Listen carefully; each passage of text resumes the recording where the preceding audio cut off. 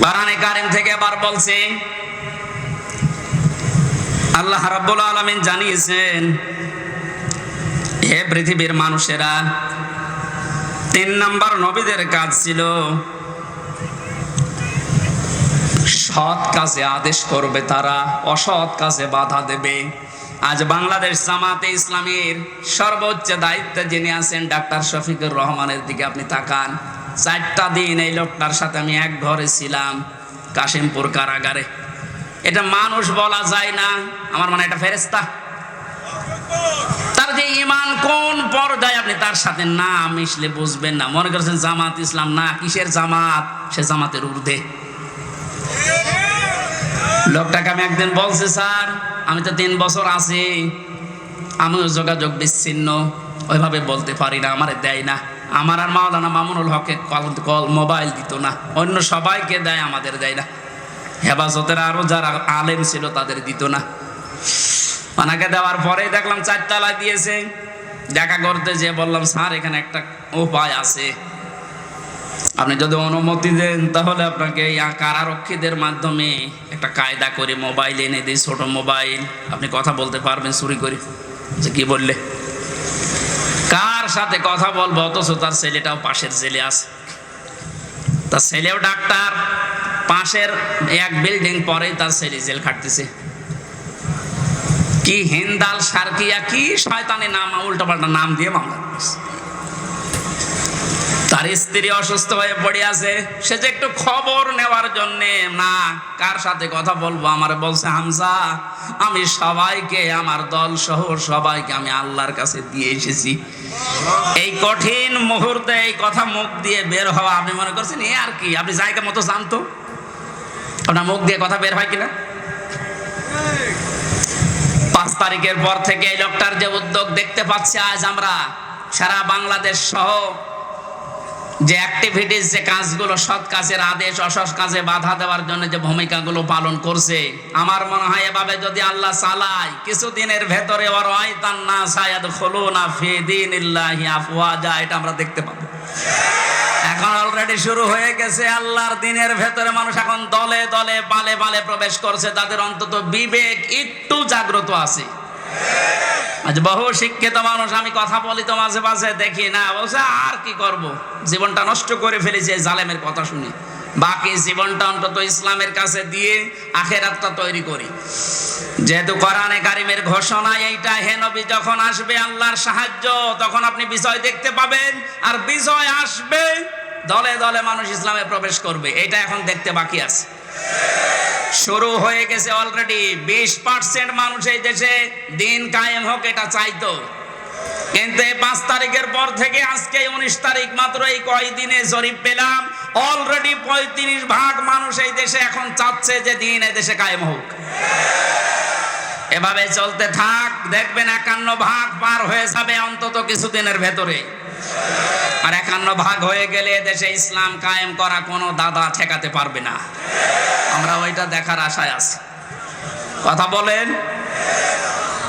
নবীজির কর্মসূচি, আমি এক একটা শব্দের ভেতরে লক্ষ লক্ষ কথা, আমি এত ব্যাখ্যা করতে গেলে এই যে গলা বসে যাচ্ছে, মাইকটা আমার মন মতো হয়নি। 2 নম্বর প্রচন্ড গরম, তো ভেতরে ঘেমে ঘাম গায়ে বসে যাচ্ছে, এই জন্য গলা বসে যাচ্ছে। বোঝা নামিয়ে দেবে, এটা নবীদের কর্মসূচির ভেতরে ছিল। বোঝা নামিয়ে দেয়নি আল্লাহ। এরপরে ছিল বন্দিত্ব অপসারণ করা। বন্দিত্ব অপসারণও চলছে আজ। আমার যা বিশ্বাস, এই দেশে যারা স্বাধীনতা চায়, যারা এই দেশে মানুষের মত প্রকাশের স্বাধীনতা একেবারে সব জায়গায় দিতে চায়, যে সবাই সবার মন মতো চলবা, একটা মানুষও যদি এই দেশে জন্মগ্রহণ করে, সে এই দেশের বৈধ নাগরিক। জামাতে ইসলামী বাংলাদেশের কেন্দ্রীয় আমির যিনি ডাক্তার শফিকুর রহমান ঘোষণা অলরেডি দিয়ে দিয়েছে, এই দেশে আমরা সবাই এক পরিবার। সুতরাং জালেম যারা বাইরে চলে গেছে, জালেমরা যেন কিয়ামতের আগে আর না আসে। বলেন। সবাই যেহেতু আমরা এক পরিবার, একটা পরিবার যেভাবে থাকে আমরা এদেশে এখন ওইভাবে থাকতে চাই। রাষ্ট্র সংস্কার অলরেডি চলছে, বন্দিত্ব যারা ছিল এখন তাদেরকে মুক্ত করার এই সংস্কারও চলছে। বিনা কারণে যারা বিনা বিচারে আটক অবস্থায় ছিল, আল্লাহ যেন এটাও তাড়াতাড়ি খুব দ্রুত করে দেন, বলেন আমিন। নবীদের এখান থেকে আমরা যারা উম্মত তাদের 4টা কাজ এই মুহূর্ত থেকে শুরু করা লাগবে। 1 নম্বরে আল্লাযিনা আমানু, যারা ঈমান আনার দরকার আমাদের এখন। ঈমান এখন বলেন আমার ঈমান নেই মানে আমি মুসলমানের ঘরের সন্তান, আমার বাবা ইমানদার, দাদা ইমানদার, আমিও ইমানদার না। ইমানদারের প্রকাশ হচ্ছে আল্লাহর কোরআনে যে নিয়ম নীতিগুলো আছে ওইগুলো বাস্তব বিশ্বাস করে দেখানো। এটা এখন দেখাতে পারবো না ইনশাআল্লাহ, কোনো কিছু নেই সামনে। যে জালেমদের কাছে 14 বার অনুমতি নেওয়া লাগতো, ওই জালেমরা এখন অনুমতি নিয়ে পা ফেলবে ইনশাআল্লাহ সামনে। গতকালকে গিয়েছিলাম ফরিদপুরে, মাসখানেক আগেও ছিল আমার মাহফিল ওই গ্রামে, অথচ জালেমদের 14 জায়গায় অনুমতি নিয়ে আমার উঠতে দেয়নি, বলে না ওনারা বাদ দিয়ে। অথচ গতকালকে যাওয়ার পরে সভাপতি আমারে বলছে হুজুর যে জালেমগুলো বাধা দিয়েছিল ওরা এখন বলছে হুজুরকে এবারে নিয়ে দিন। দিন পাল্টে অলরেডি গেছে, এদিন বদল যখন শুরু হয়েছে, সংস্কার চলছে। যেখানে যেখানে জুলুম অত্যাচার, ছাত্র ভাইরা যারা আছে ঐক্যবদ্ধ হয়ে এই জুলুমের অবসান ঘটানোই লাগবে ইনশাআল্লাহ। বহু ব্রিজ এই দেশে আছে যেখানে ফেরেশতারা মনে হয় টোল নিত। আমার কুষ্টিয়ার এই যে মেহেদি রমি ব্রিজের যে টোল, এক শয়তান নাকি আদায় করত। 5 তারিখে স্বাধীন হওয়ার পরে বিকালে ওটা উড়িয়ে দিয়েছে, এখন সবাই খুশি। এরকম বহু জায়গায় অবৈধভাবে যারা টোল তুলতো, এই টোলগুলো যেন সব ভেঙ্গে গড়িয়ে মাটির সাথে মিশিয়ে দেওয়া হয়। আমাদের ঈমান তাহলে 2 নম্বরে নবীদেরকে সাহায্য করা। নবী যেহেতু নেই, নবীর উত্তরাধিকারী এখন যারা, নবীর অনুসারী এখন যারা কাজকর্ম চালাচ্ছে ইসলাম এই দেশে নিয়ে আসার জন্য, তাদের সাহায্য করা আমাদের কর্মসূচির ভেতরে নিয়ে আসতে হবে। আমি এটা বানিয়ে বলছি, সূরা আরাফের 157 নম্বর আয়াত আপনি বাড়ি যেয়ে তাফসীর আকারে পড়েন, এইটা পাবেন। 3 নম্বরে তাদের সাহায্যে যাওয়া লাগবে। সুতরাং আজ যারা এই দেশে একামতে দিনের দায়িত্ব পালন করছে, আপনি তাদের সাহায্যে যান, দেখেন তাদের অ্যাক্টিভিটিস, তাদের কর্ম, তাদের চরিত্র কি, এগুলো দেখে যদি আপনার ভালো লাগে আপনি তাদের সাহায্য করেন। 4 নম্বরে তাদের সাহায্য শুধু করবেন না, এদের ওপরে যে নূর আল্লাহ নাজিল করেছে নবীদের ওপরে, এই নূর মানে কোরআন শরীফ, এই নূরের বাস্তবায়ন যেন হয়। এই নূর দেখে দেখে সামনে আমাদের পথ চলা লাগবে। আল্লাহ এই 13টা জিনিস আমাদের জীবনে যেন এনে দেন, বলেন আমিন। আমি আমার এই ছোট্ট ঈমান থেকে এবং ছোট্ট জীবন থেকে যেটা দেখলাম, বাংলাদেশে যারা একামতে দিনের দায়িত্ব পালন করছে এবং সামনে করবে, আমি গ্যারান্টি দিতে পারি এ মানুষগুলোর ভেতরে যদি 4 আনা দুর্নীতি কোনোদিন পান, তাহলে আপনি সঙ্গে সঙ্গে আস্তাগফিরুল্লাহ বলে মুখ ফিরিয়ে চলে আসবেন।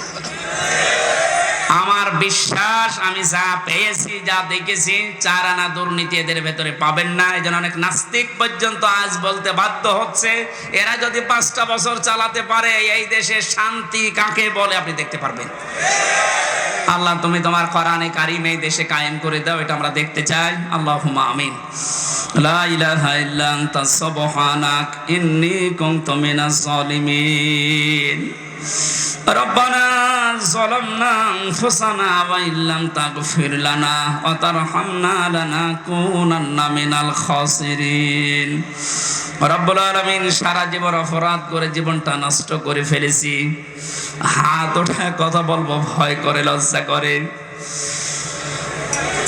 যেহেতু তুমি স্বাধীনতা আমাদের এনে দিয়েছো, এই দেশটা তুমি মুক্তভাবে কথা বলার পরিবেশ দিয়েছো, আল্লাহ তাআলা তোমার আইনগুলো এদেশে মুক্ত করে দাও। চর্ম চোখে যেন দেখতে পারি তোমার কোরআন দিয়ে এই দেশটা চলছে। আল্লাহ কোরআনের এই আয়োজনে যারা আঞ্জাম দিল, এই মানুষগুলোকে কবুল করো। নূহ নবীর মতো আমরাও দোয়া করছি, লা তাদার আলাল আরদি মিনাল কাফিরিনা দাজ্জারা।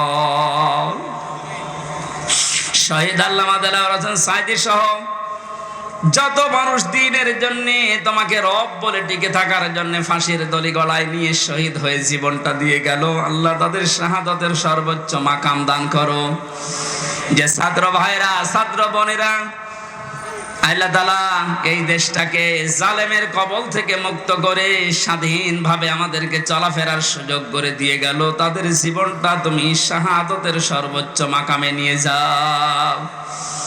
শহীদ আবু সাইদ ভাই, শহীদ মুগ্ধ ভাই সহ, শহীদ আবু রায়হান সহ আমি নাম না জানা 14 জন মানুষ আমার সামনেই কুষ্টিয়া থেকে বিদায় নিয়ে গেল 5 তারিখে। যত মানুষ সারা বাংলাদেশে বিদায় দিয়েছি, আল্লাহ এদেরকে তুমি জান্নাত দিয়ে দাও।